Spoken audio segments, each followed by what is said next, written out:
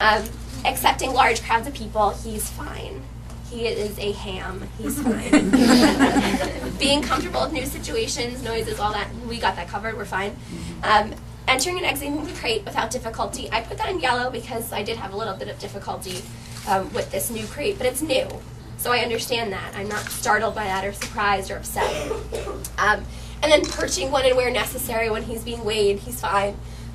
When a handler needs a break, fine. So we're all good with that. So how are we training him? Again, we're using falconry principles to sort of speed up his training. It's called manning. So manning is whenever you introduce the bird to lots of different stimuli in a shorter period of time than usual so that nothing startles them. Basically, you just have them with you all the time. Now, I don't have Buddy with me all the time, but initially I had him for several hours a day, and now it's at least 1 or 2 hours a day. So it's still a lot of time. And we use positive reinforcement. I don't punish him for things. We use whistles as cues. We use food rewards, as you've seen. Sometimes I'll use touch to tell him what I want him to do, or to maybe ground him a little bit if I see him getting panicky. I'll touch him to remind him that I'm there. And then voice commands as well, so he knows things like perch and no. I think he knows no. Sometimes he knows. Okay, so building trust. This is a screenshot from the camera that's in Buddy's enclosure, and this is his big enclosure. So this is his normal palace, his big home. And these are screenshots from our first day working together. That's Dr. Dave handling him there. This is from our first day, and I'm, hanging out in the doorway there safely. So this is our first day working with him, and that was just us building trust. We did ask him to fly to the glove initially, and he was great with it. He was especially good with me. He sort of over-anticipated when to fly to the glove for me. So that was great, and this is where we began our relationships. And the next one is that's me. That's the first time that I handled Buddy. And I want everyone to know that this winter jacket, I wore it way past when I should be wearing it because it was really thick and it was like canvassy and it protected me from talons and beaks. So I wore it way past the time, so I was like sweating. And those boots, and everyone made fun of me for the boots, but Buddy will kick you. If you're in his enclosure, like he'll walk along the ground and kick you with his talons. And the boots protected me. They were like perfect Buddy range. So I wore those also way past the time of year that it was appropriate. Okay, so this is an example of him flying to the glove. How cool is that picture? It's awesome. That's like him mid-flight, and that was him responding to me, asking him to fly to me. And you see he's very zealous. He was very excited to fly to the glove. He was wonderful. And this is the perch that we asked him to go to and then fly from. So that's Dave, him working with Buddy. You'll see his wings are up, which looks really cool, but it means he's not settled. So he didn't settle on the glove. He would keep his wings up like he was ready to fly off at any moment. This is better. Oh, I'll give him a piece of mouse if anyone wants to watch. I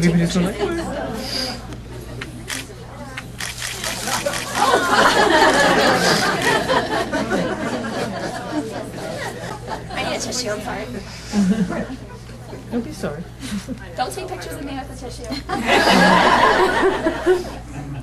Okay, so this is him, and we have, you see that orange thing, that ugly orange thing in Dave's mouth is his whistle. So that's how we would initially reward him for, is anyone familiar with dog training? How you use a whistle to train a dog, how you can't immediately give them a food reward for something, so you would whistle, and they learn to associate the whistle with something good. That's what we did with Buddy, and he was very good with the whistle. So this is me. This is the first time that he had flown to my arm, which was really cool. I also have an ugly orange whistle. But you see, he's a little more settled with me. That was always the case. He was always a little bit more comfortable with me than with Dave. And I think it was because Dave was a little more forceful. And I was a little more, oh, you're an eagle. I don't know.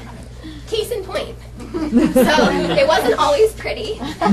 This is me shielding myself from a Buddy attack. So he's not always an angel. If he gets frustrated and he doesn't know what you're asking him, or if he wants the food that you have and you're not immediately giving it to him, he will fly at you, which is scary, but we just discourage that behavior. We'll push him away, we make him perch again, he'll fly again, and when he does the appropriate behavior, then we reward him with food. But this is me I'm probably overreacting a little bit, but That's scary. I know. Yeah, but so it wasn't always pretty, and we weren't getting the results that we wanted by working in that large enclosure with him free lofted. So free lofted is when they have the choice to fly wherever they want. So when we started to introduce new things, so this is Dr. Dave. This was the first time that Buddy had been out of his enclosure with us, with Dr. Dave handling him. And after this day, we had a really good day. I mean, it was a lot of baiting. It wasn't perfect, but it also made Buddy a little bit nervous about Dr. Dave handling him because he did something he didn't like. So he basically held him in place and Buddy couldn't get away, and he didn't like that. So what he decided to do, Buddy, was not come to us when we were asking him to. Even though we weren't doing anything terrible, we weren't doing anything mean, and he was fine once he was out, but he decided he didn't like being restrained. He didn't like whenever the jesses were held, which is understandable at first. He's getting used to everything. But so what we decided to do was move him to a new enclosure. Oh yeah, so stepping up on that wasn't happening. We tried and it wasn't working. So we moved him to a temporary training enclosure. It's a lot smaller.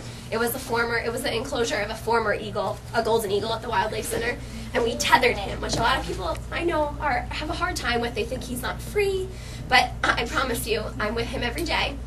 He has access to his weather perch, a covered perch, and his water bowl, and he's fine. He flies between his water bowl and his weather perch there, and he doesn't do anything differently than he did in his other enclosure. He just doesn't have higher perches, but it's a lot easier to work with, and I feel like both of us are a lot happier. I know. Maybe not. Both of us are a lot happier with our training sessions. Whoa. Okay. See, I had a big one that time. Thought he was going to get lucky there. Not quite. Does he even chew? No.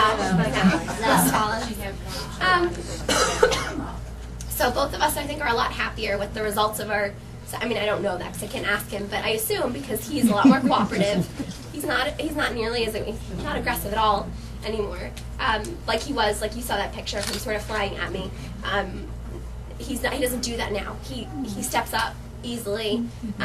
He seems a lot happier. He's not frustrated because he knows what we're asking him. Everything's a lot simpler, and it's been really successful, and I feel like we've made a lot of progress working in the enclosure. So that's just a picture of what it looks like, and that was his first day in there. And as a little note, so that little water bowl that he has there, he can get to the center of it to bathe. And now that it's warm out, I'd say for maybe the last month, every day after our training session, he goes into the water bowl and takes a bath immediately after I leave. I don't know if he's like, I don't know if I should be insulted or like. So this was my first day where, again, that jacket did not leave me. So this is my first day working with him, and then look how happy we are. We're so happy. That's the first day working in his new enclosure, his temporary enclosure. That's all. It's just a picture. I'm not sure he looked happy. Oh, that was a good one. So one of our goals was for him to sit calmly on the glove while he's being handled. And I just love this picture. This was when it was snowy, so this was something new. We hadn't really been taking him out. This was one of the first snowstorms that we had, the big ones, during training. And this was our first time out walking around with him. And this was him in the snow, which may not seem like a big deal, but the landscape is very different, especially if you're an eagle and you see all white or everything's covered. It looks a lot different, I imagine, for him. And everything's bright. And when they're outside, they tend to want to fly places that are higher, like a tree branch, or that's natural for them to want to fly higher in a way, especially when they're outside. So I feel like this was a big thing for him. It was really exciting, and he looks, again, Dr. Dave, they look so happy and cute. So another goal was accepting large crowds. He's very good at that. He's fine with large groups. He's fine with small groups of people. He's fine with large groups of people. And I think sometimes we take that for granted. There are some birds that are not okay with that they get uncomfortable with large groups of people. It seems intimidating. And I understand that. I understand how that can be intimidating, but he's very much okay with it. This is a picture of us. Again, him looking at his feet. At Riverfest, that's all he does is look at his feet. I don't know what he sees there.